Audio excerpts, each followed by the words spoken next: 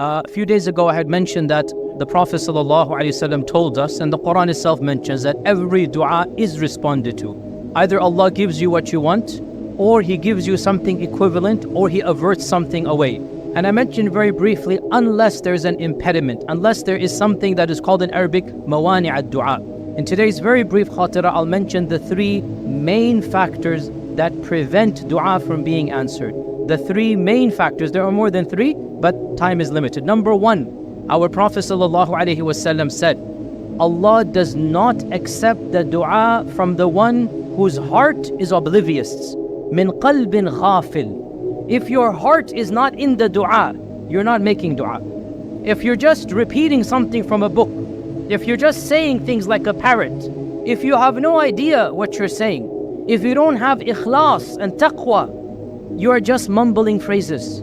So the Prophet ﷺ said, Allah does not accept the dua from the one whose heart is somewhere else. Min qalbin ghafil. So you want your dua to be answered, then you had better put your heart and soul into the dua. You know what you're saying, and you're saying it with meaning. And that is why when you make dua, it is better to make dua in your own language from the heart, rather than to repeat something in Arabic that you do not know. Dua can be done in any language. So the dua should come from the heart, and it should have meaning to it. That's the first impediment. If you just say things, it's not like astaghfirullah magic formula. No, it has to come from the heart. Number two, the second impediment of dua not being accepted is that the issue of haram food and drink. The issue of eating and drinking from haram money. So when your body is being fed from haram, and when you don't care about where your money comes from, well then the dua will be rejected.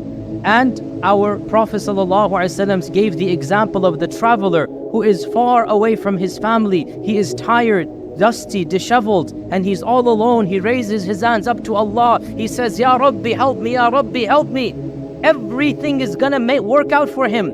But then the Prophet ﷺ says, وَمَطْعَمُهُ حَرَامٌ وَمَلْبَسُهُ حَرَامٌ وَمَشْرَبُهُ حَرَامٌ فَأَنَّ يُسْتَجَابُ لَهُ. His food is haram, his drink is haram, his clothes are haram. Then how do you think he will be responded to? How do you think he will be responded to? So one of the main impediments of dua is to not have halal rizq. And that's why we have to be very, very careful about where we earn our money from. If we eat haram, drink haram, wear haram, well then it will be rejected from us. And the third mani' of dua, the third impediment of dua, our Prophet ﷺ said, Allah will respond to every one of your dua as long as ma lam yasta'jil, as long as the servant isn't hasty. The Sahaba said, what do you mean hasty? Does it mean we read a quick dua rather than slow? The Prophet said, no. The hasty one, listen to this, is the one, he makes dua and he doesn't see the response. So he says,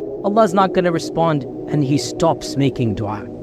He stops making dua because he doesn't see the effect of the dua. And the Prophet ﷺ is saying, Allah will respond as long as you don't give up.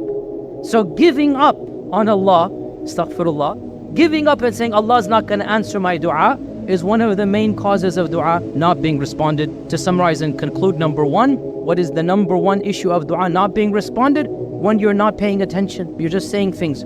Number two, you don't care about your rizq, you're not care about where your own money is coming from, then the dua itself is not going to be responded. And number three, when you're hasty in dua, don't do these things, and inshallah your dua will be responded to.